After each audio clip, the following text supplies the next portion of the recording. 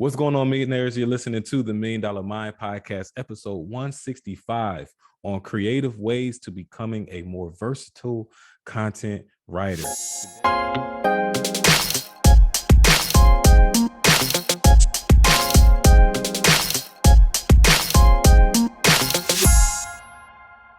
Today, we have the woman of the hour, Miss Jacqueline T. Hill, who is a self-published author, a nonfiction book profits expert. That just sounds so fancy. I can't wait to talk about this. And number 3 is a content writing coach and mentor. And Jacqueline, as I mentioned to you, I'm super excited to have this conversation because just from, following your journey and ever since I started following you in general, I just kind of, waking up out of this trance that I myself have been in, being a self-published author, I just kind of took the back seat and let my book just kind of take a life of its own and just, Right. hey, I wrote it. The hard part was done. Let it do. And in the beginning, I was promoting it, but after starting other endeavors like getting into real estate, starting the podcast, I just kind of took a back seat. And ever since I started following you, I started, coming up with some more creative ways that I can just at least bring the awareness of writing a book and the things that I talk about in there. So I want to say thank you in advance, for just kind of following some of your tips. I know that our millionaires are going to, get some tips and maybe even get re-inspired and inspired from our conversations today. And I'm just super excited to dive in. So if you could, I want to pass the mic off to you to tell our listeners a little bit more about yourself and, what they can expect to hear from today's episode. Sure, absolutely. So I am Jacqueline T. Hill. I would say 2 or 3 full-time jobs, and one might ask, what does that mean? Well, I'll explain. By day, I am a principal at a middle school, and I'm also a full-time writer. I say full-time because I do love writing. That's just who I am. I'm also a content writing coach, and then I also help those authors and those writers because there is a small difference between the two. Mhm. Authors and writers. I help both with their marketing and to ensure that they get in front of more readers and make some sales from their readers. Awesome. I love it. And I'm super excited to really dive into just today's conversation in general, just because of my experiences. I've had people come up to me just kind of asking to pick my brain on, how I started the process. And, me, only have written one book. I would just love to have the mind and the expertise of someone who has done this several times over and over again. So I'm glad to have you. Thanks for taking time out of your evening to join us. And our Sure. millionaires are in for a good treat. So for our Thank millionaires that are just now joining us and joining us for the first time, welcome to the Million Dollar Mind Podcast, the #1 passion attraction podcast in the world. Thanks to each and every single one of our millionaires that tune in week in and week out. This is the only place, right, for tips and tricks on living a more passionate life and identifying opportunities to make a living while living your dream. So let's start off with the beginning of your journey, Jacqueline. Like, where did this journey of you starting as a writer, how did it, take shape? How did it, kind of manifest itself into, the person that you are right now and the coach and the mentor that you are? Well, it started from a place of pain. I think many writers and authors can identify with that. And I mean that seriously, in that I was picked on from my college professors. Mhm. During that time, I was in a remedial writing class because my writing was not at the collegiate level. And my professor would give us topics about Paris, and I might be writing about Japan. And those were her literal words. And I found it very difficult to even write my papers Mm. at college. I did not feel adequately prepared from school, from high school, even middle school. Um, and that didn't mean I wasn't a writer. I just was not explained the right way, the writing process. And I'm saying the right way because I believe there is a writing process to get anything written. It can be an essay, it could be a blog, and definitely it can be your book. There is Mhm. a writing process involved. And having been a teacher after all of that, through my weaknesses, through my pains of writing, and learning the writing process itself, um, I believe it's through Parker J. Palmer's book, The Courage to Teach. He said, "We are who we teach." So I ended up being that teacher to students who could not write. And I Mm, ended up becoming an English writing major, learning the craft of writing, understanding writing. And then at home, I would just journal. Um, and no one could judge my journaling. You know, mhm, if I wanted to be like Bell Hooks, who's one of my favorite authors, by the way, she purposely writes her name in all lowercase letters. If I wanted to write my journal in all lowercase letters, and it be grammatically incorrect, wrong spelling, comma splices, you name it, no one could judge me. So it was through that pain and even just journaling, I learned how to just get my thoughts on the page. And that connects me to being a writing coach now. Most people just have difficulty getting their thoughts on the page. How do I mhm. transfer what's in my mind to the paper? And I just, through inspiration, came up with a writing process, not only in college, but for my books through all of that. And it just took the writing practice itself of just getting words to the page. And then And the writing process came. all right, what's up, millionaire? So I know I shared this once, maybe even twice, but here's the third time. So I'm really starting to lose faith in business cards. And the reason why is because every time I get about 500 business cards, I use about 100, 150, and my business has changed. Whether the website has changed or just things are just changing, especially when you're a new entrepreneur. I've been in entrepreneurship just under 5 years. So, things are still changing. You're optimizing, you're getting new websites, getting new Instagram accounts, and your business card really expires. So what I learned and what I love now is Popple, right? I have a Popple card right here in my pocket. And what I love about it is it's a physical card that I can put my logo on. Even has a QR code that I can scan or hold up to somebody's phone. And they have a virtual business card where I can update my information as much as I need to. I can share as much information as I want to from my phone number, social media pages, the whole nine. And I can also disable sharing that information if I want to as well. I definitely want you guys to consider Popple because as your business is changing, why spend so much money on these paper business cards when most of the times people throw them away and it's expired because you changed your business? So there's also going to be a link at the bottom of this video for you to download Popple, get your business card, or if I hold it up close enough, you might be able to scan that QR code.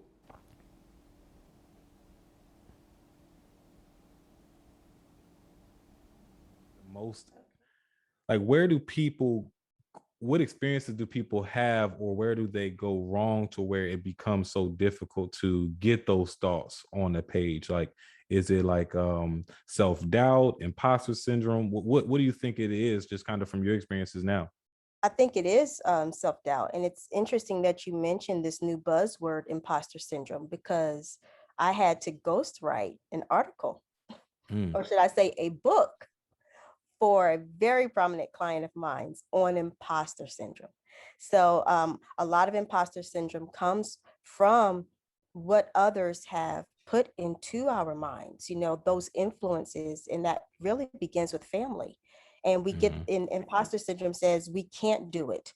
There is a lot of self-doubt, and because of that, then we talk about fear, and fear is really the root of self-doubt.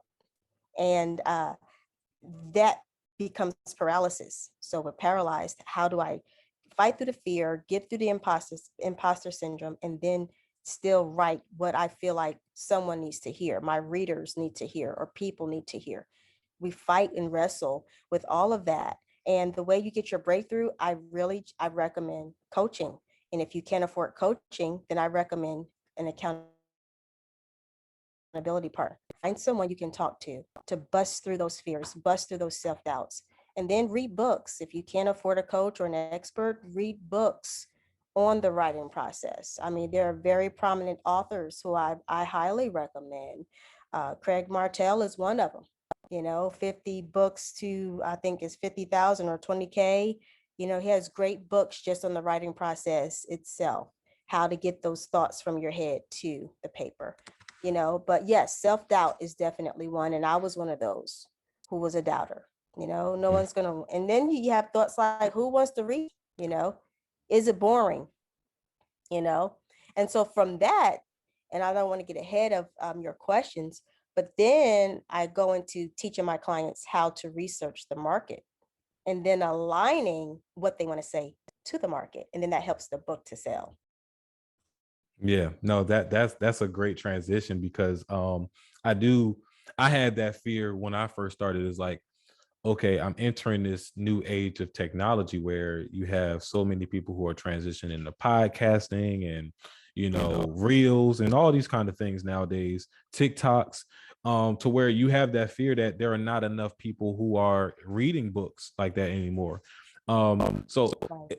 if you could kind of shed light to those that are having those same fears, you know, what is the market looking like? And if that's very general because it's a different market for different genres, of course. Sure. But what does the market look like for readers nowadays? Where does the I'm trying to figure out the best way to put it. Where does the path lead to new writers and even new readers out there, as far as where books and the printed page, the direction that's going? Sure. If we're talking about nonfiction, I would definitely say self-development and Hmm. self-help are your big ones. If it's nonfiction, even for business, how-tos. At the end of the day, people want to know how to market, advertise, and essentially make a living so that they can have freedom, a lifestyle of Hmm. freedom.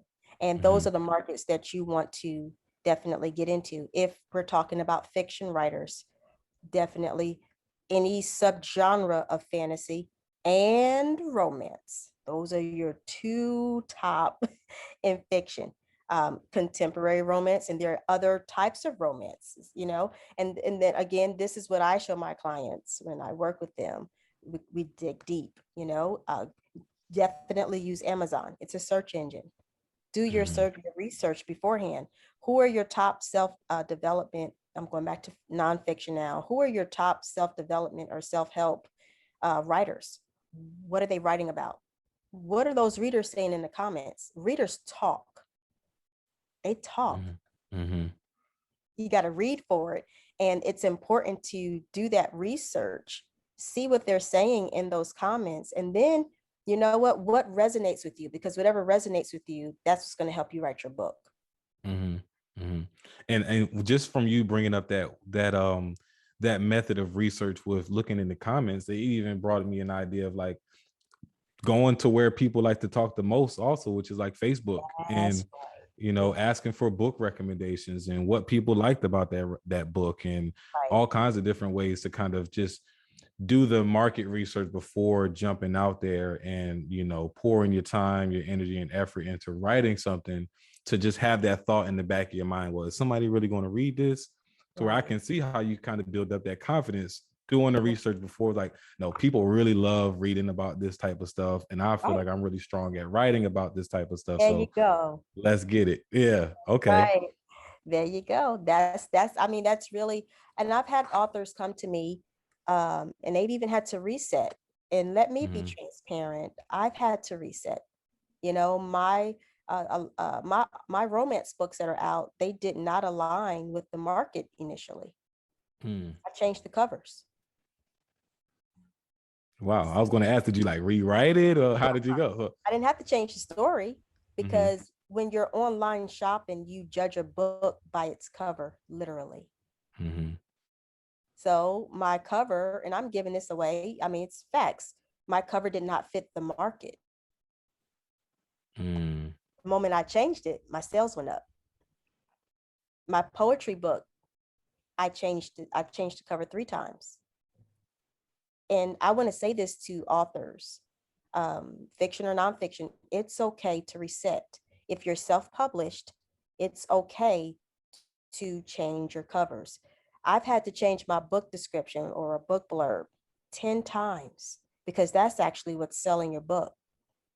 It's okay. And those are the things you have to look for analytically. Analytically, you have to look at your data.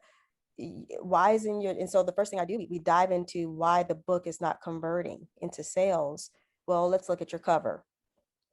Let's look at your book description. If it's not resonating with the audience, they're going to keep going, you Hmm. know? And I'm being very transparent. I've had to change my book covers changed my book descriptions at least 10 or 15 times. And then when I got it, like my Forgiving You book is still selling without me having to push it. That's when you know the cover and the book description is on point. That's a blessing. Congrats on that. And is there is Thank you. there is there also like a science or process for like identifying what that It cover looks is. like? In this the part two to that question is when is it appropriate to put, especially as a new author, when is it appropriate to put your face on the cover? Or should your first book not ever, or should it rarely have your face on the cover? Because I know Right. we it's our ego, and we Right. feel like people have to know I wrote this book, I'll even if pay. my picture's on the back. I got to be Right. on the front too. Is that appropriate? And just analytically, does it work out in most people's favor? It depends. If you're trying to, who are you branding? If Mm, you're the brand and your market has other books with the face of that author on it, you want to follow it. mm, If you just see text, go with text. If you just see a graphic, go with a graphic. And that's where the research comes. Because even when you do your research, sometimes, and this is going to really blow your mind, sometimes you will see that mixture of the face and then just text. And then what do you do there? So here's a tip: look at or go by the amount of reviews. And I usually, my standard, if there are over 300 or 500 reviews, then that's probably the book I want to lean towards. That's the mm. cover I want to lean towards. That makes a lot of sense. It's just more so looking for trends and Yep. following the wave. I think Yep. that's the key. It's just following the wave and not trying to always create a new wave, Right. especially if you're looking for that instant gratification that most of us are looking for. And not Exactly. saying that's a good thing or a bad thing, but if that is what you're looking for, then trying to do something totally new and totally, Mhm. out of the way may not be what you want to do if you're looking for that instant gratification. Exactly. And I mean, there's a client that I have now too. She came with me with one of her books, and it was the cover. And when we changed her cover, I promise you, her conversions went up by over 292%. Mm. And is It's a she like hard. actively pushing it, creating funnels and stuff like Yep. that too? I helped her do that.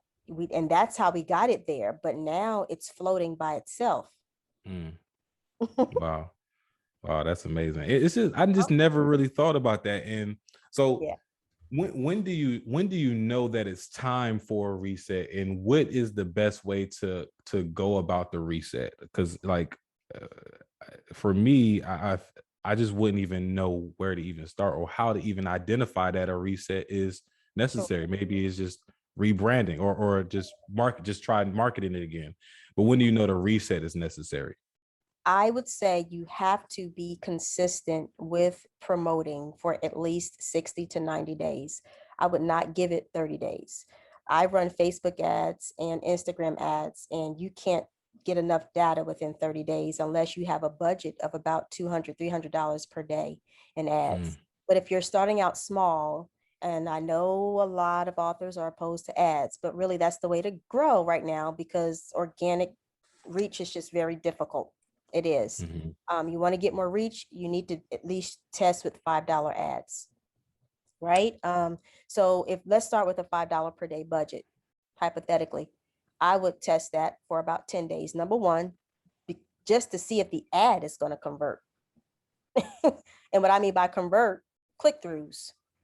mhm, How many your CTRs, how many click-throughs are you getting? And if you're getting high click-throughs, keep it going.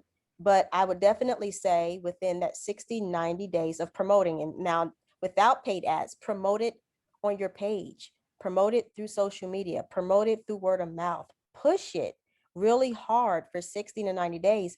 If you get enough buzz, you know it's working, whether it's by word of mouth or people commenting on your pages on social media, sending you private messages through DM. Your readers will talk to you. Your people will talk to you. After, I would say 60, 90 days, if you can judge it, trust me, you'll know. You'll be like, okay, I'm not getting bite, or this is going up and down too much. If it's not consistent or constant, then okay, let me look at my cover. Is my cover Mhm. really matching the market? Let me look at my blurb or my description. Does my description really speak to my market? Hmm. Yeah. That makes a lot of sense. Is And it you, because your description is your landing page, not your, or it's your sales page. mhm. Whether you're pushing it through a funnel, or you're using that Amazon page or that BookBub page or Google Reads, your description sells your book, period. It's all selling. And this also goes into writing as well. There you go. And The- if that's not your strength, because you may mhm. just be the writer, you may be good with the story matter, then outsource. I'm really serious. And I've learned that. But when I didn't have the money, I had to learn how to write descriptions. I Mm. mean, let me be transparent. There were always times there was a lot of times I didn't have the finances to get someone to write a book description, because that's a sales page. And what that writer is saying is, yeah, you got to pay me because you're going to make money from what I'm about to help you with, Mhm. and I had to learn it myself. That's why I rewrote it 10, 15 times until I got it, but now I understand how to do the research, and I can do it, but outsource it. And I wouldn't recommend Fiverr. I love Fiverr, but I would recommend like Upwork. Upwork. They're a little more reputable. Mhm. And I would rely on them a little more. I use Fiverr just for graphics. I'm being honest. And I was going to say the same thing. I use Fiverr for graphics, but I myself, Yeah. not even using Upwork, just get a Mhm. little bit more wary when it comes to like content writing There you go. using Fiverr, because Yeah. I just see Hmm. who's mostly on Fiverr There and you go. what the work is. Yes, Yeah. sir. Yes, Okay. sir. And But you mhm, mentioned ads too, and, yeah. not to cut you off, Jacqueline. You mentioned ads. That Hmm. also goes into a piece of writing as well. How do you learn how to write ads, or would you also, suggest Hmm. Upwork or some type of service like that? If they need to outsource, if they're not comfortable, if authors and writers are not comfortable, definitely outsource it. But I learned how to write my ads. And I mean, what I did, I spied on my competitors. That's a trick. Yeah. I spied on my competitors. What's working for them? Are they using long form copy Hmm. in their ads? Are they using short form? What type of headlines are they using? What type of graphics are they using? Fiction uses heavy graphics, heavy. Nonfiction, it's more video. Mm. You see the difference? That's a gem. That's a gem right there. Uh-huh. Uh-huh. Nonfiction, especially self-development, you're helping people. And that's the best way. You go live and that live is working, push it as an ad. you know, Wow. push it. That makes a lot of sense. That makes a Uh-huh. lot of sense, especially in the self-help space. I could see how someone looking for a self-help book is not going to be 100% sold off of a picture, Right. right? It's more so like, hey, I got to hear you speak. I got to see Yep. what you actually know. I got to see how confident you are talking about this subject.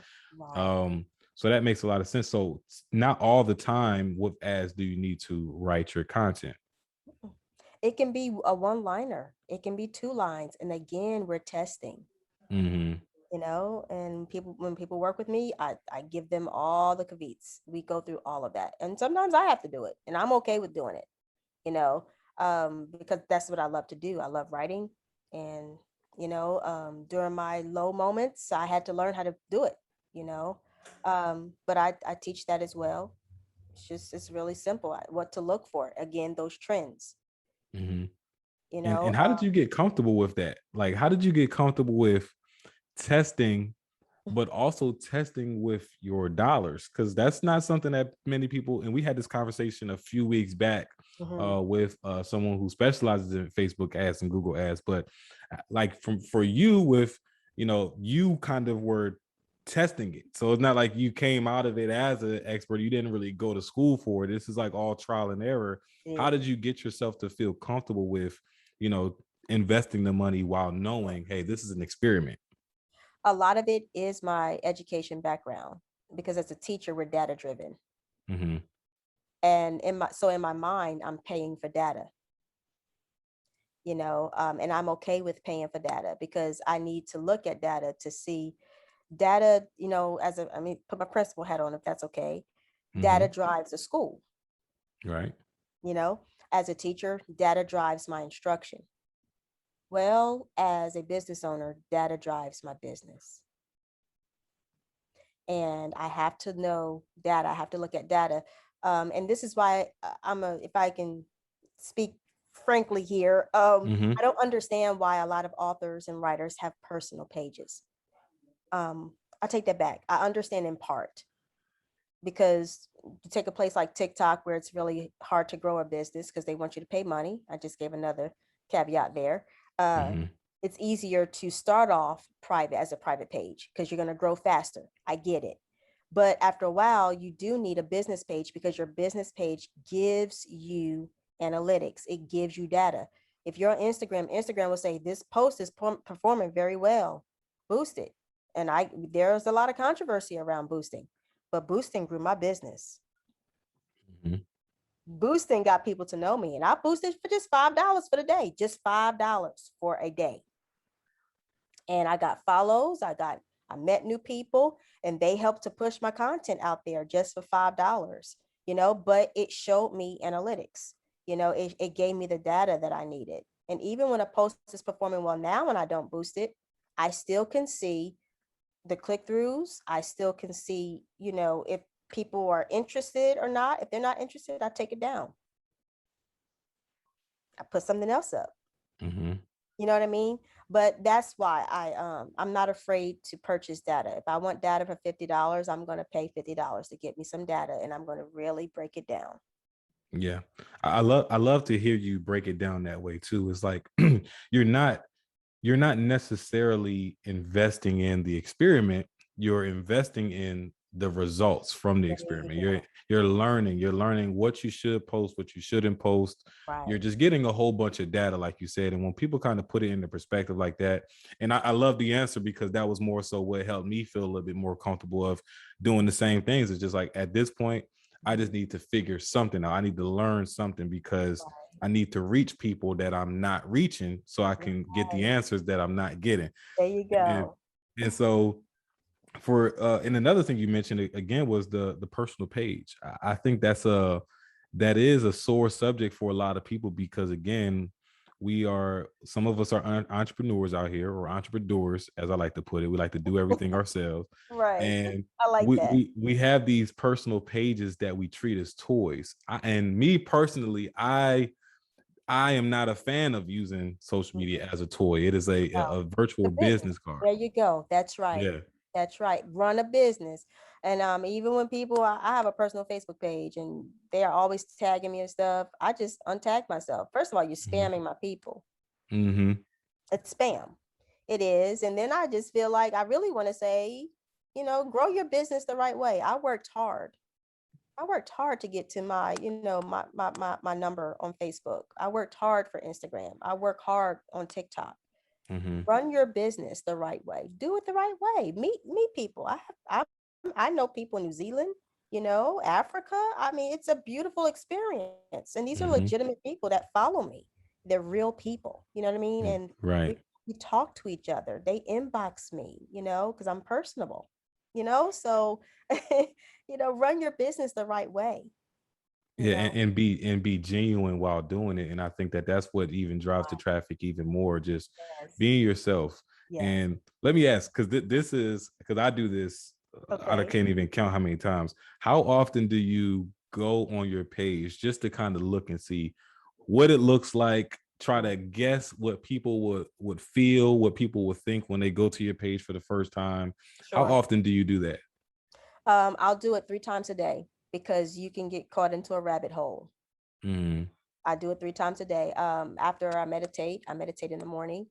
I do write every morning. After I do that, then I go in and I check. And I'm not just checking to have fun or use it as a toy, as you say. I'm looking to see if any comments if there's spamming comments on my page. I'm looking to see if there are any inappropriate things in the comments, because that happens sometimes. Hmm. That's my brand. That's a part of my brand, you know.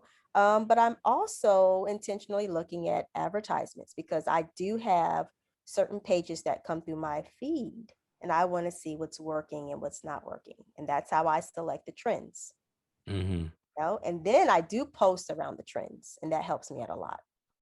Awesome, So awesome. I three love to times a hear. day, in the morning, the afternoon, and before, like not right before I go to bed, but maybe about an hour or two before I go to bed. Hmm. Okay. Mhm. Okay. And how do you, I guess this is where the discipline kicks in. How do you avoid, now scrolling to Mhm. where you like, sometimes I had to tell myself, oh no, this is for research, but I could feel Right. myself just kind of Drifting. scrolling, Yeah. just like looking for something. I'm looking for something, but I'm not finding what I think I'm looking for. And I find myself just scrolling. How Right. do you, how do you separate the two? Because social media can, even though It we can. don't intentionally use it as a toy, it Right. can be a huge distraction. So how do you limit the distractions while on it and doing those things? Well, before I answer limiting the distractions while on it, I do not have any notifications to come up on my phone. That's one major distraction. And then it just eats up my battery, and I really want to use it for business, you know. Right. But I do not know, I don't get any notifications. Like when you inbox me about our first date, remember? Mm-hmm. I didn't get it on my phone. I had to go look at it. That's why I didn't get it right away. You see what I mean? Mm-hmm. But so I just want to bring that in. No notifications, they're all turned off. But secondly, when I told you I use it 3 times a day to check, that's my intention. Those three That, times a day, I'm intentional. That's the key word. I'm intentional. In between that, I may just want to have fun. And if I feel like having fun, that's what I do. You know, I laugh at different videos. I send some videos to some of my friends. You know, we have this group chat, you know, especially TikTok videos, you know. So I mean, yeah, so I do have fun. I'm very lighthearted with it. But those three particular times of the day, I'm intentional. This is business. that's the key word. And this word comes up, I would say maybe every single episode for the last 2 weeks now, Mhm. intentional. Yep. Just kind of doing things with intention. And the one reason why I was so excited to have this conversation is because I feel like myself included, so many of us kind of have these things and we go about it accidentally. It's like we're intentional when we create it, but once we create it, now it's kind of accidentally stumbling upon, oh, I got a book sale. How did I do it? It was just random. And it's like doing things a little bit more intentionally is what you help people out with, which is great. And you've, kind of cracked the code and hacked a couple things to figure out how you can more intentionally, push your brand out there as well, which is what our millionaires are looking for, right? How to kind of do things a little bit more intentionally. Sure. Um, let's kind of dive back a little bit into your support system. What kind of support system did you have, coming up, first getting started? How did that play a huge role also into, you coming up as a new writer? Sure. I have to say that I had to pray for my support system, because coming from educators, they don't understand the entrepreneurship part. And Mm-hmm. um, I was married, and unfortunately, my husband passed away. This May would make a year, and Mm-hmm. he was my biggest support. To the point where he would say, "Babe, you need to rest your eyes," because I would be in it. You know, I mean, like Mm-hmm. for hours. I could just stay there because I love it so much. Babe, take a break. Let's go out to eat. You know, let's go to the park. Let's go get some ice cream. And then he helped to push just through word of mouth. You know, he had that great influence about him. And then once my family saw the tangible results, that's my mom was, I'm so proud of you. You know, that and those Mm-hmm. words were like music to my ears, you know. So that's how it came. And I have to say, you know, I took a dip, and I want to Mm-hmm. say this, I do. I'm ready to talk about it. I took a dip when my husband took sick and passed away, and Mm-hmm. I stopped posting. Um, but during that dip, that's when I started writing the Forgiving You book, the Healing You book. and the Finding You book. I did a series. And that's another Mhm. thing I want to suggest to nonfiction authors: do a series. Do a series. They sell better, um, rather than a standalone. But I was able to talk about a lot and really help people through that series. And um, I lost some of my followers, a lot of them, I should say. And then when I came back on the scene, it felt good. But those that remained, and they said, I'm so glad you're back. I'm glad that you're back at helping us market. We missed you. That Mhm. felt great, you know? And I was like, wow, they really, but they supported me through that. And I want to say that, like, the readers that are with you, they will become your supporters. Right. They will. I mean, especially when you tell your story, they will become your big supporters, not just readers. But it was my family that once they saw the results, they began to understand. And I have two besties. They were there by my side all the way through. You know, they're like, girl, Mhm. do your thing. We happy. We see you, you know, but my family, that's who I really wanted as my supporters. And they came through eventually.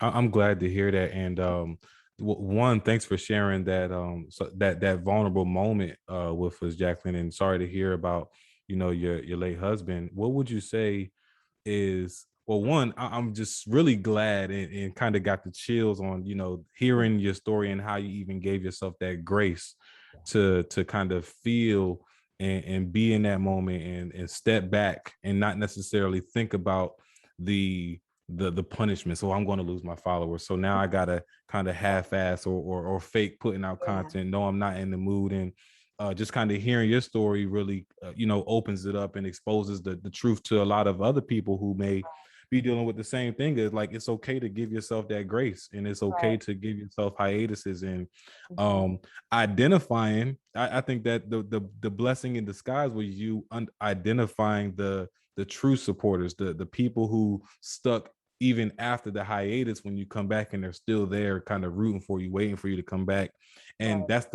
that's the cooked spaghetti. That's the spaghetti that sticks to the And that's wall my instead favorite, of by the just. way. I like spaghetti. So yeah. I used to love spaghetti, and I just told my mom this last month. Like, she was asking why I don't eat it so much, because she used to always cook spaghetti, and we used to Gotcha. have spaghetti. When you cook spaghetti, you cook a lot of it. So Maybe you do, we right? do like 2-3 days, and I'm like, okay, we got 3 days of spaghetti, and then Right. we have spaghetti the next Yeah. week. Yes. So I'm a Yes. little bit tired of it now. I'm starting to work my way back to it. I'll crave Right. it every once in a while, but Right. yes. So having that cooked spaghetti of a following is, I think, what we all strive for. And sometimes giving yourself in hiatus is what truly exposes and identifies and highlights those people to be grateful for, which I'm glad you found. So surrounding a question surrounding that support system, what advice would you give to someone, right? Like, we don't want to beg people to No. support us. We want it to come genuine, and we want it to feel natural. We want it to not create more stress. How can you, for people who may not have family to support them, who may not have best friends to support them, and they feel like they're doing it alone, how can they embark on a journey of finding a support group Mhm. naturally, organically, and being able to also communicate the best way that their support group can support them? Gotcha. Well, naturally, organically, it's going to require he or she to be vulnerable, Hmm. not in the way of begging, as you said. I'm not proposing to beg, but I am proposing, um, go into some book groups or some author groups or some writer groups. Because number one, writers need writers and authors need authors. Just like if you're a millionaire, you're around your millionaire friends, right? Hmm. You find that that 1% of people, the top 1%, and you're like, look, I want to connect, you know, because it's lonely. It's very lonely at the top. Um, but join groups. I'm really serious about that. And you don't have to introduce yourself right away. Get the feel of the group. See what they're posting, see what they're talking about, you know, and then just say when you're ready and you feel comfortable, because I've done this. It's okay to say, hey, I'm looking for an accountability partner. Hmm. You know, who's he who, and you'd be surprised the responses that come from just saying I want an accountability partner, and then you just don't know what's going to develop from that. The first step is accountability, because when you're by yourself, you do have moments where you do not have the energy to do anything, and you do have moments where you feel like you don't want to write, you don't want to promote because nobody's biting the bait, nobody's even looking at your book. I mean, all of these emotions are real and they're valid, Mhm. and that's why a lot of people stop. They stop writing, they stop promoting, they stop trying because of lack of support. And so Mhm. then when they bite the bait, I would say interview them a little bit, have some questions ready. What genre do you write in? What happened to your first book? That's you. The way we organically make connections is through questions. And there, here comes my word again, you have to be intentional about the kind of questions you want to ask. Mhm. So that Figure might out what you want to learn first. exactly, so that might take you sitting down to write out what you want to learn, and what are you looking for in an accountability partner? What are you willing to settle for, and what are you willing not to settle for?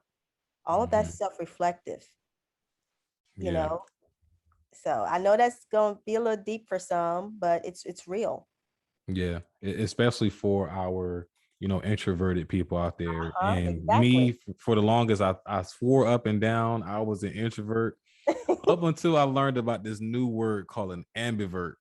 And I, Oh, I think I'm more so, I'm swaying towards, it's like the perfect balance between intro and extrovert. I was about to ask, was there like a little bit of one and a little bit of the other? I was about to ask you that. Okay.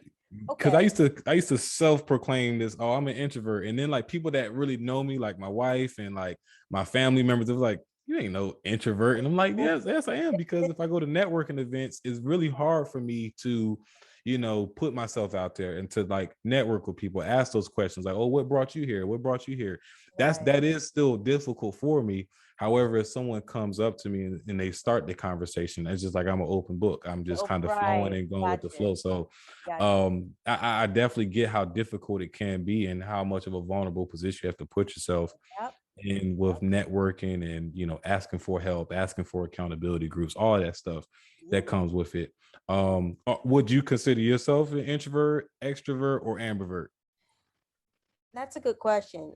I would say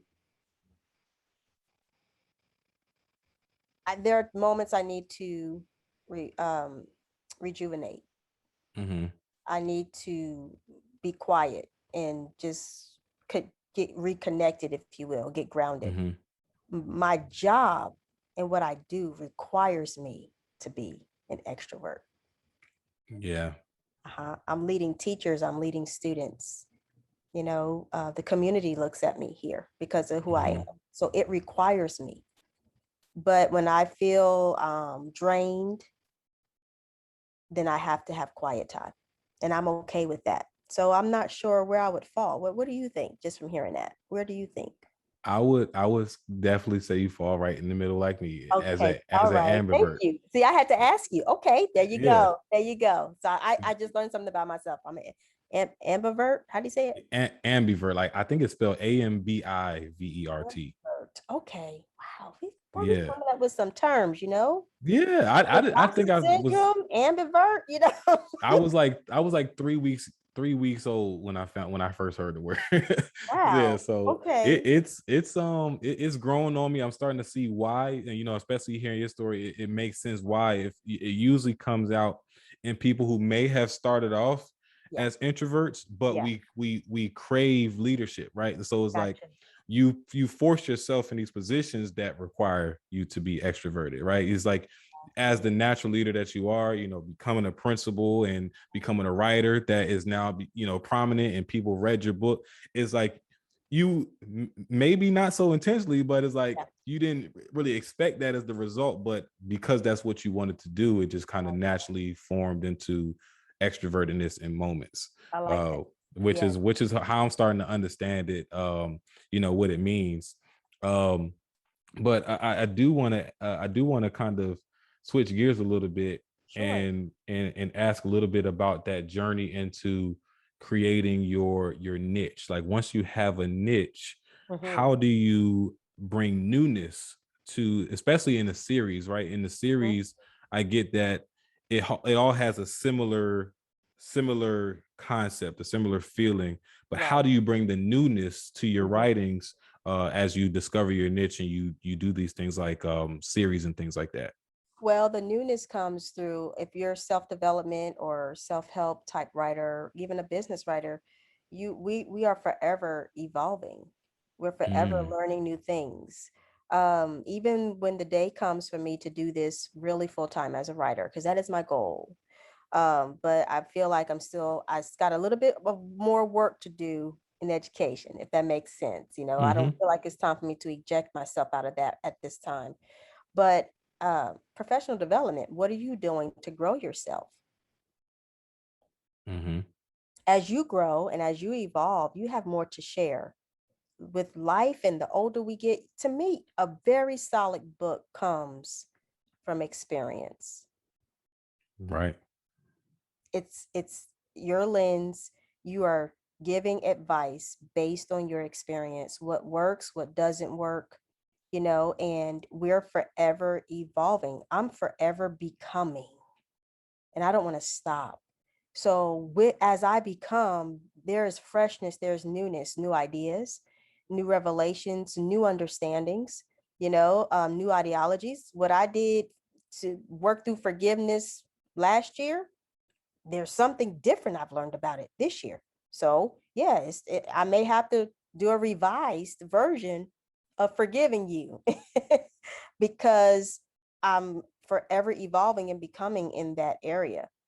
Also, here's another caveat for nonfiction writers: your other chapters may become books That's another gem right there. because you may not be able to say it all in one chapter. That's a So fact. That's a there's fact. there's the newness right there, and Mm. there's your series. So, uh-huh, uh-huh, My brain's just like my uh-huh. mind is blown. I'm just like, now you got me thinking like, okay, what chapters do I have that I know I See, wanted to talk a little bit more about? Oh, right. wow. And that's why you develop, and even through the writing process, always develop your outline first. Always. Mm-hmm. Your outline, that's your data. That's going to drive your book. Mm. I wrote mines down. I didn't put it in the laptop. Now I got to find the book that I See, wrote it see? There in. you go. But that's how you develop when you're brainstorming like that, and you're producing that outline from start to finish. You can never run out of what to write about because you have the vehicle there. It's there. You gotta fill it in. And then you're like, Mm. oh, this is another book. Okay, write that down. See? Wow. Mm-hmm. And this exchange, Jacqueline, is just really even more proof, to what you said of why you need, to surround yourself with, authors. Authors need authors, writers need writers, just like the millionaires need millionaires, is because Right, you can't expect for yourself to know it all or to think it all and to have these epiphanies to just kind of randomly come right, without exchanging that energy with other authors. I don't think I would have ever, and if I did, it might have took me some years to even think that you could write continuations just from the chapters in your book, and that's amazing. So I want our listeners to kind of really tap into that part, yes, and whether they're thinking about writing, becoming an author or what, just right, really hone in on the community and right, surrounding themselves around people that are already doing and right, successful at, or striving towards doing right. what they're doing, so ideas can just be bounced off of each There you other, go. and things like that. So I appreciate you sharing those several nuggets. And Sure. so you mentioned the word evolving. How Hmm. do you see yourself now evolving as an author from when you first got started to now? Oh, wow. Uh, I've grown tremendously. My first book was a nonfiction book. Mm-hmm. And it did okay. It did okay. I did get more downloads from it because I started out with it for free. And the way I promoted around it, that's what helped me. But the evolving never stops because I'm always studying, I'm always reading, I'm always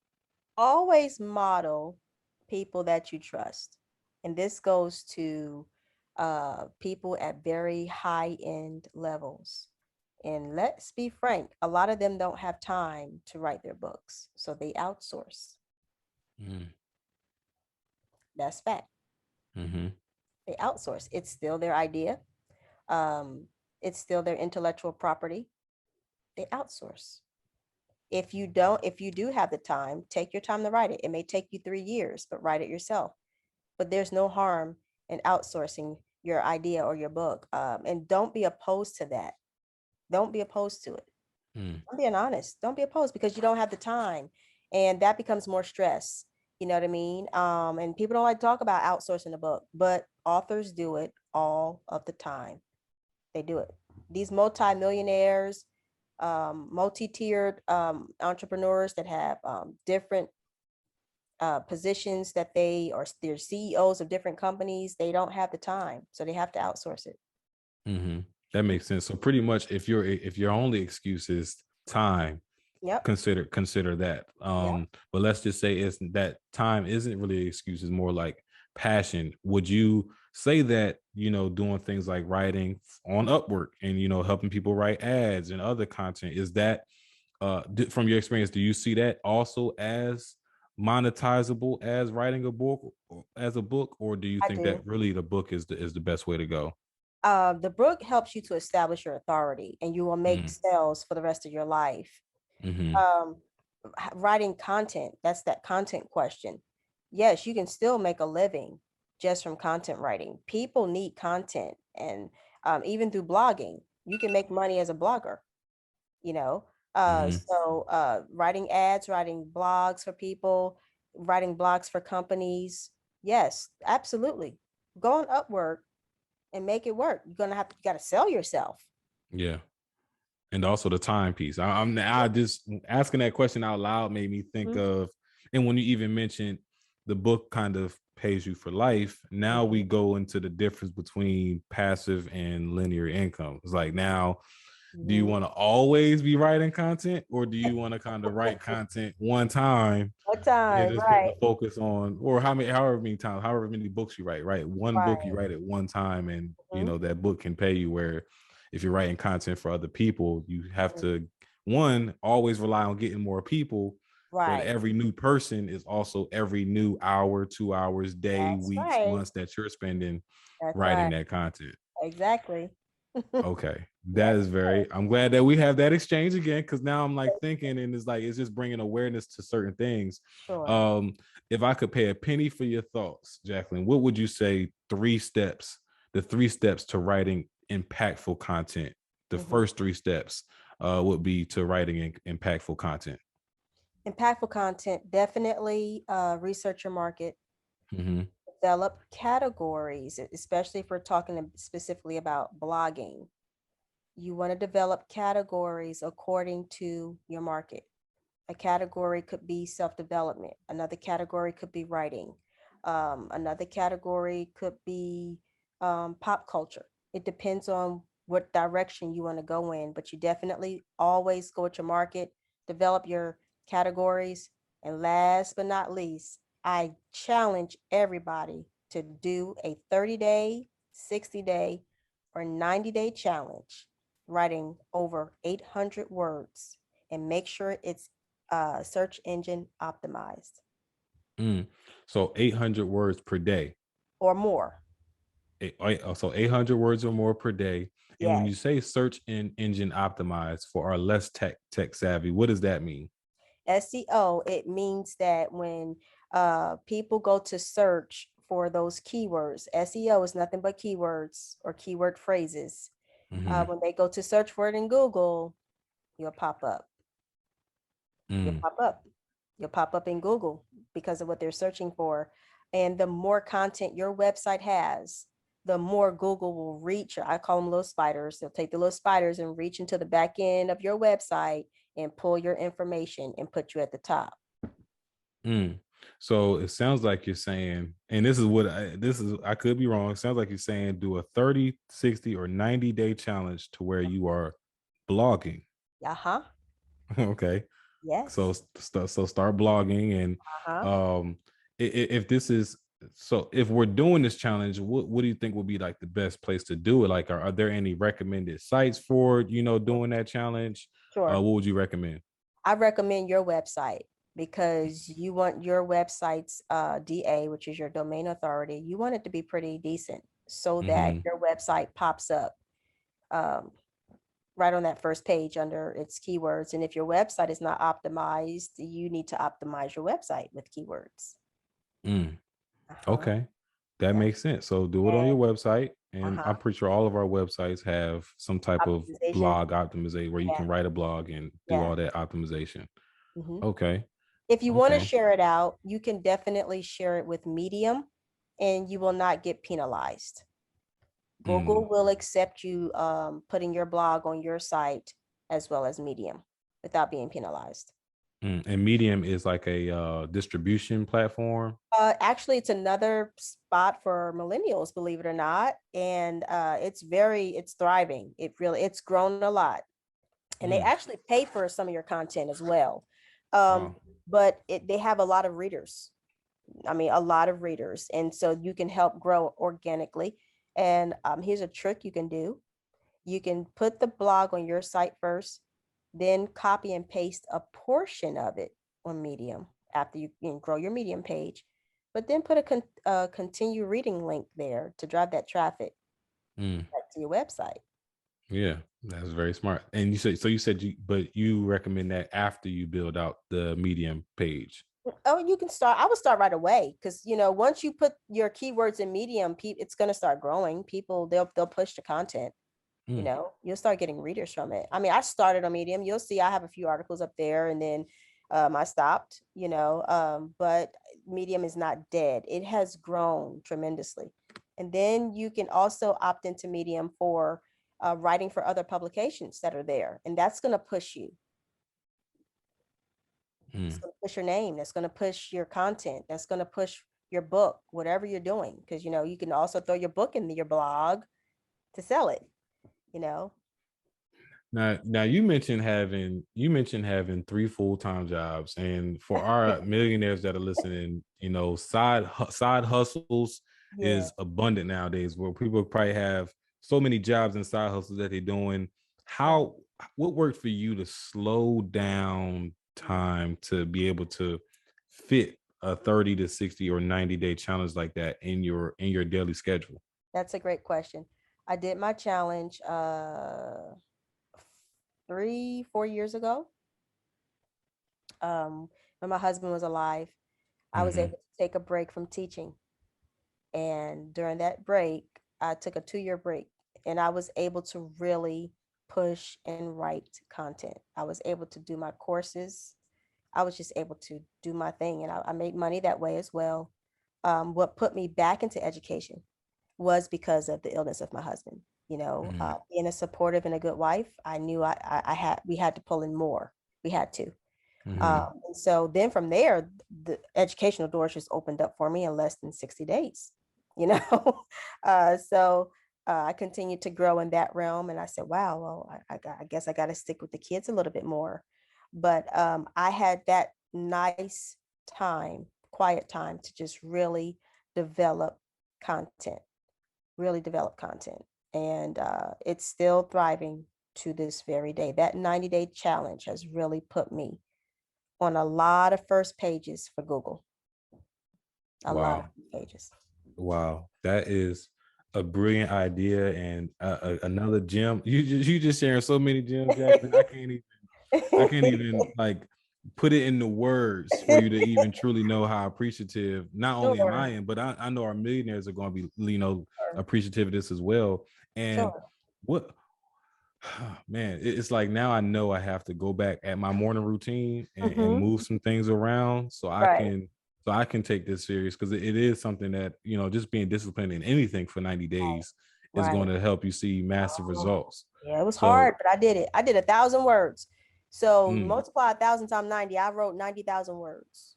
90,000 words that are SEO, so just like optimized for Google search engines where That's 90,000 chances for people to stumble on your page. Yeah. And the more I did it, the stronger I got. And I even wrote a Mhm. blog on that experience. My downfall was not preparing my content beforehand. I was coming up with the content each day. I didn't prepare a calendar. That was my downfall. So when I do it again, because I plan to do it again, I don't know when, but when I do it again, I'm going for my calendar first. I'm going to develop a calendar around my content. So I was gonna ask you that. Is it better to kind of go with the flow, kind of wake Mhm. up in the morning and wherever you start writing, it's like, okay, what am I feeling right now? And write it Right. like that, or you're saying the content calendar would definitely be helpful. Yeah, because you want to write according to your market. And then you got Right. to research what articles and blogs are performing the best. Mm, So if someone did um five popular or five top cars that billionaires drive, and I would change that from 5 to maybe 8 or 10. mm, you know and then that would put me above that person with the 5 top, especially if I wrote 1,200 words, 1,500 words, because Google loves long form content. mm, Think about it. When you go to a website now and you see a blog or an article, and they have like the little, I call it like a little index at the top, and they let you click on it so you can get right to that point of the article. That's because that article is like 3,000 words, 2,500 words, 3,000 words or more. mm. And they're staying on that first page longer. Wow. Yeah. Uh-huh. Man, and Yeah. I want to really highlight something, that because what we're talking about is we're now transitioning outside of marketing for book, as like as an author.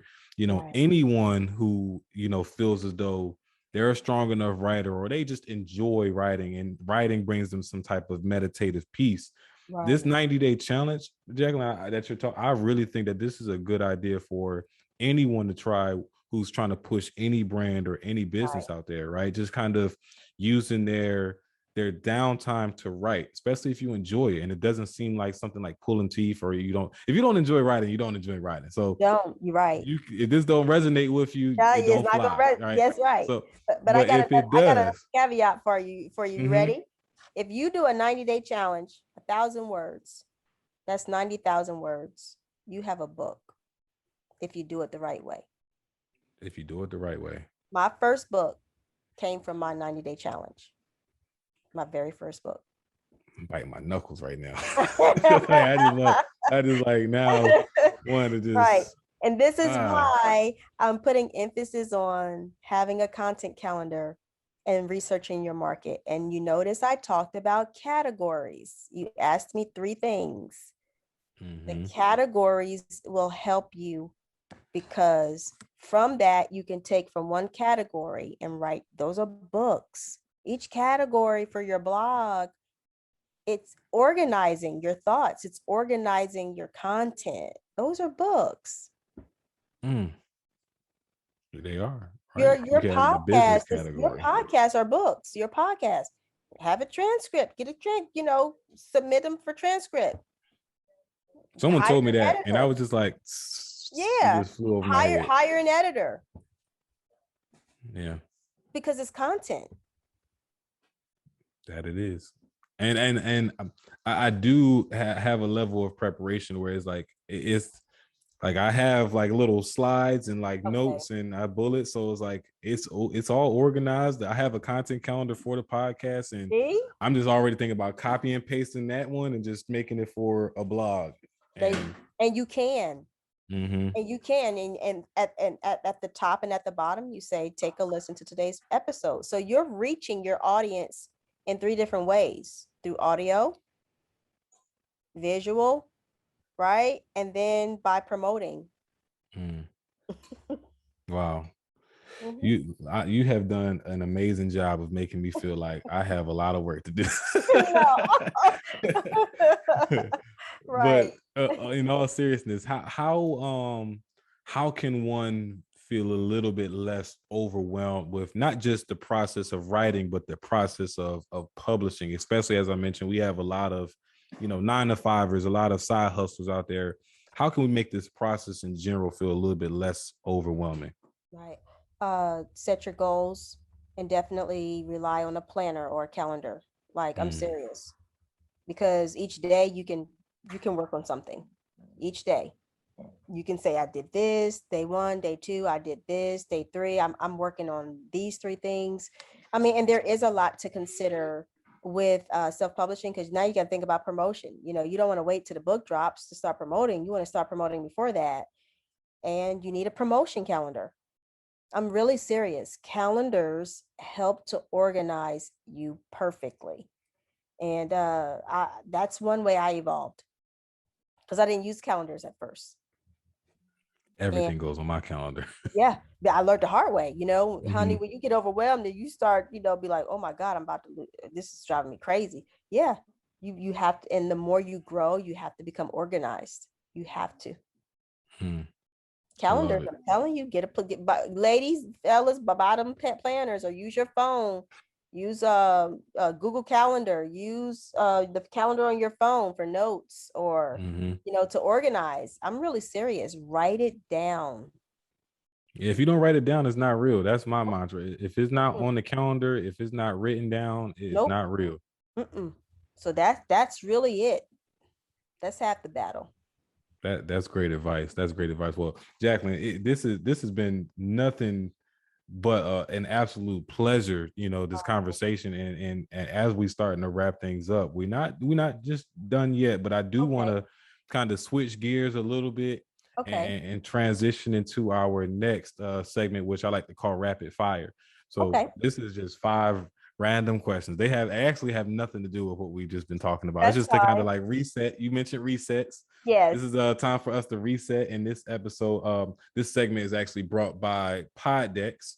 Okay. It's just 5 random questions. Okay. Be brief, be brilliant, but most importantly, have fun. Okay. You got it. All right. All right. So, would you rather have unlimited sushi for life or unlimited tacos for life? Tacos. Unlimited tacos. Yeah. Unlimited tacos. We all Yeah. love tacos. In fact, Yes. um, I'm not sure if you ever heard of this acronym, because I was just talking about this. Like, we love tacos, and it's this acronym for feedback that I Okay. like to use, and especially you in the education field. Okay. Um, Yeah. it's Acronyms called it's more. called tacos, and it stands for thanks, acknowledge, cause, orient, and support. And it's a great Ooh, way of like giving constructive feedback, especially for 100%. your teams and things like that. Yes. So Thank you. I got to yeah. use that. Yeah, Thank I you. love it, because at first we were using, Yeah. I'm in a sales background, so we used to use things like feedback sandwiches, like build, Okay. break, build. And it's like you start off with building them up, you break them down, and you build them up. And it's like I started to see how ingenuine that can be, because it's like you Right. just focusing so much on the break part that the Mhm. bread on the outsides come off as ingenuine, just because you're just trying to throw in some, you did Wow. this good. But Right. tacos, it forces you to really I be like that. genuine and I'm gonna offer write that one support and all that down. other stuff. Yeah. Yes. Awesome, awesome. Number two is, what would you do if you were invisible for a day? I would stand behind the shoulders of my top best-selling authors to see how Mm, they do it. I would. mm. I would. That's a good day. That's a I would. that's Yeah. a For what? Yes. insightful day. Yes. I would. I would. This one is super random, but I like this question.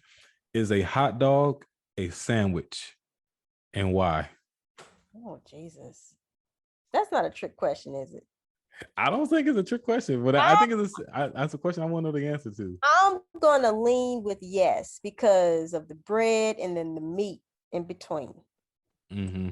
Yes, I'm gonna call it a sandwich. I'm gonna call it a hot dog sandwich. But think about it. Back in the day, if we didn't have hot dog buns, we made the bread. You just Come fold it on right now. over the hot. There it is. There, The sandwich. Okay, there hot it dogs are is. now classified as a sandwich. That's right. Number four. What is the weirdest tradition your family has? Oh, um, hold on. The weirdest tradition. What's weird? Okay. No, but it's not weird. It's more fun. Fun My could be weird. mom, like my mom, you know how like a person when they're in the kitchen cooking, Mm-hmm. it's natural when you're listening to music and you sing, Mm-hmm. right? My mother will just randomly sing when she's not cooking. And Mm. then in the middle of the song. So we're like, it's what? Oh, And it would be like the middle of the song, not the beginning or yeah, nothing. not the beginning. So we don't know if she's already singing it in her mind, you know what I mean? Or because we're like, okay, you're not cooking, you're not cutting up onions, you're not, you know, that's yeah. I, that's it. That is a tradition because at every holiday we get together, that's what she does. Yeah, Mm. definitely. Okay, I Yeah, love it. I love it. So, well, yeah, singing does bring a lot of. it It could be does. bringing out memories, just laughter Uh-huh. in general. So Right. that's a great tradition. And then the last one is, what is something that people are obsessed with, but you just don't get the point of? Um, oh, why do these questions feel hard to me? Um, things that people are obsessed with and I just don't get the point of. Can we talk about some music? I know we got like different tastes in music, We can talk about the music. but I don't understand how some artists make it to the radio. They And they they did what we talking about today. They did market research. baby, and they blow up, and I'm like, really? I could. That's all I gotta do is write a song like that, and yeah, Mm. I don't get that. What I'm learning now is not it, with music. For the Mhm. longest time we've just associated music with the words as the tantalizing that feeling that we get, but it's Yes, so much more than words, and that right. we didn't understand. It's like now these artists are really good at making you feel a certain way without you even knowing That's what is true. going on, like what they even Very talking true. about. It's like the Very beat, the hymns, everything right. makes you feel a certain way. It And does. some of it makes you feel like like some of the music that I listen to, and it like it makes me like in times where I'm feeling a little bit like down, I Uh-huh. listen to certain music and it just make me feel like big and bad. Like Right. it's just Okay. like Right. it's meant to make you Yeah. sound like that, and you don't even know Gotcha. what they're saying sometimes. But No, a lot but of these no. rappers do be mumbling. Now you done said something right there. That could be a Yeah, whole other hour right there. Cause I've yeah. had to ask my students, can you interpret this? What are they saying? I don't know what they're saying. You're right. They don't know. They don't know what they're saying.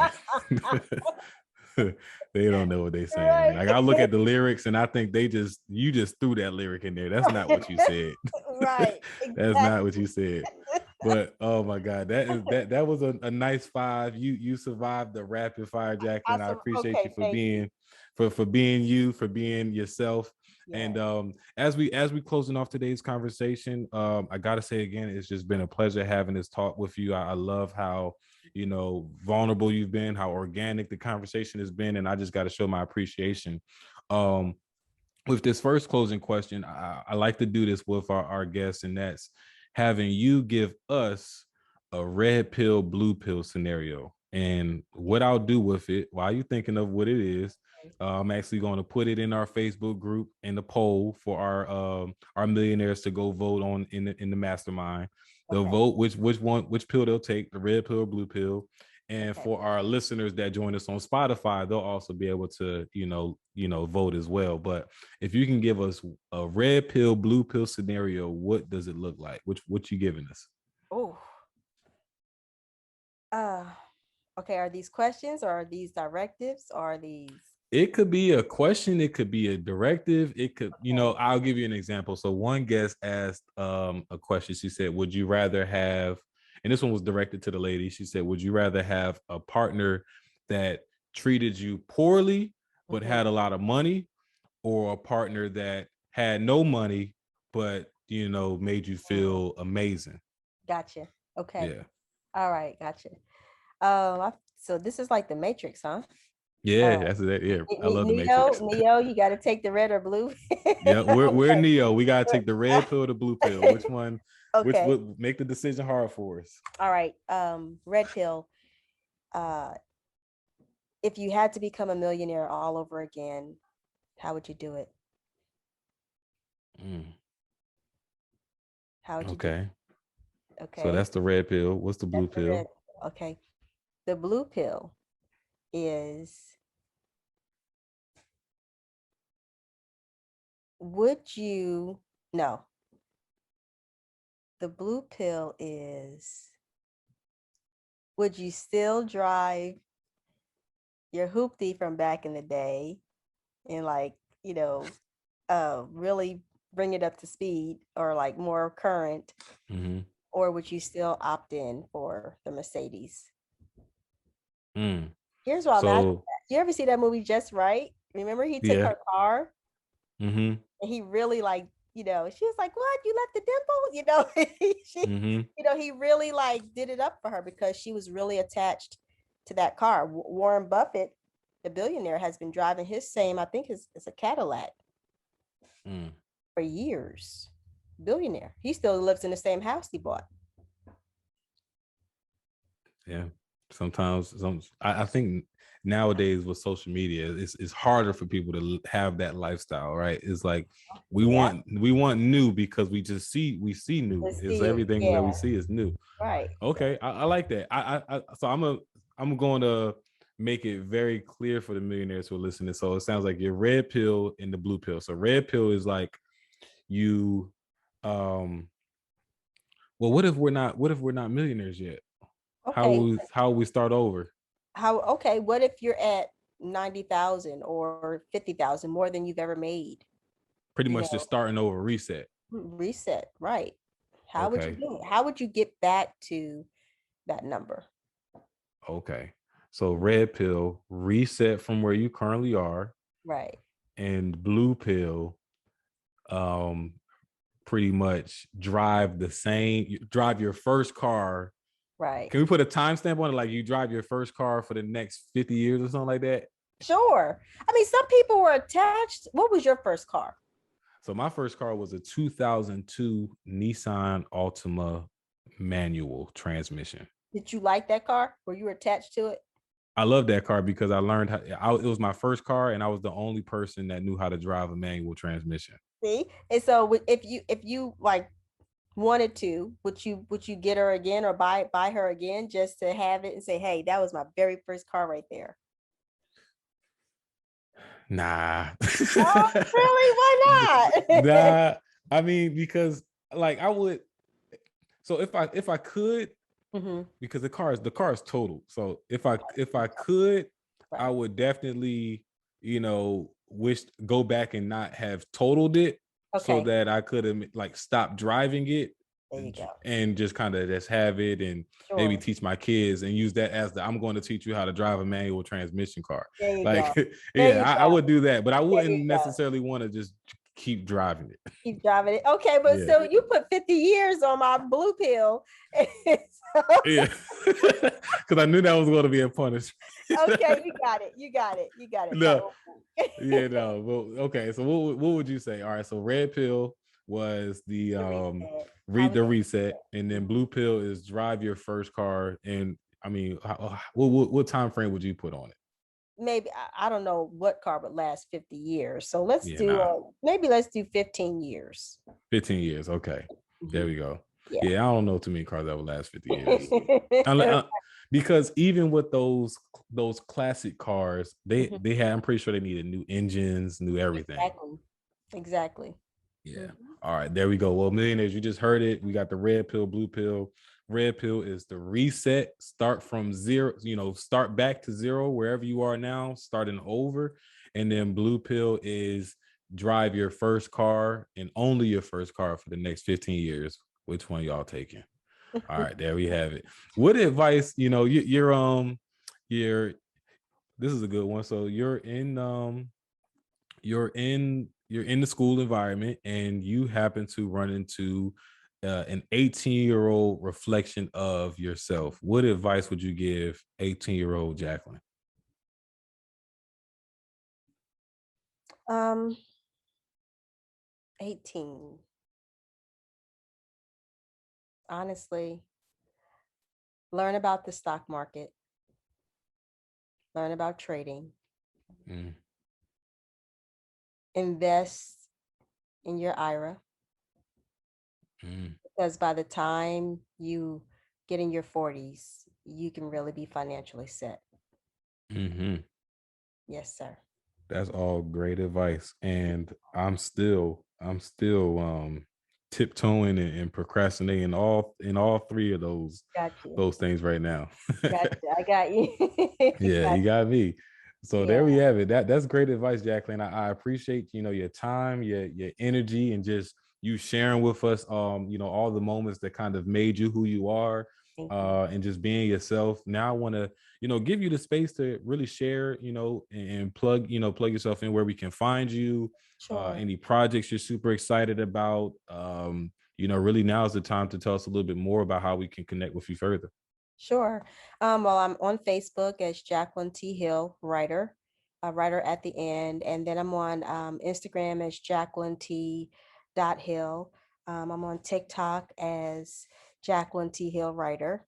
And I'm on LinkedIn as Jacqueline T. Hill. I have two websites, JacquelineTHill.com, and then I have The Living Acts, ACTS.com. And you can always instant message me on Instagram. I'm very personable. If you have any questions, definitely reach me there. I love answering questions, Mhm. however I can help in that regard. Um, and I just would like to connect with more people. See, there I am being vulnerable. I would like to, make more connections and network more.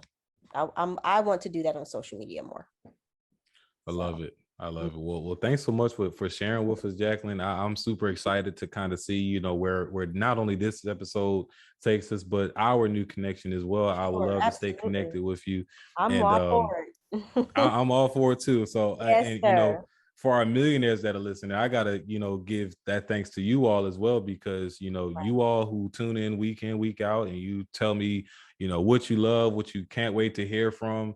Right. You guys are also a part of the reason why, Jacqueline is joining us and that we were able to have this amazing conversation. So I want to thank you all in advance for becoming the change agents that you're bound to become, especially if you start to apply some of the gems that Jacqueline gave. Like what the 90-day challenge, just know y'all going to hear me in one episode giving y'all the tea on how that 90-day challenge is going for me very soon.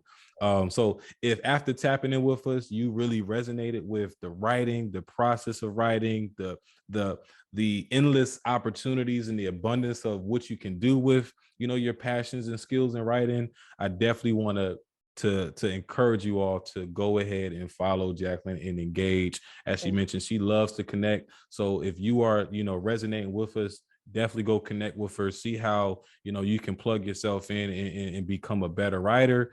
Learn a little bit about her mistakes, learn a lot about the mistakes that we shared today, and really just put yourself in the situation to succeed and to win. So with that being the case, Jacqueline, go ahead and shout out your you said the Instagram is where you're very personable. If you could shout out that Instagram one more time for our millionaires so that it could be Sure. fresh on their mind. Absolutely. Jacqueline T. Hill. Jacqueline T. Hill.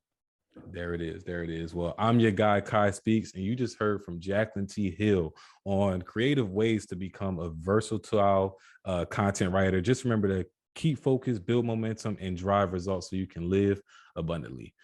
And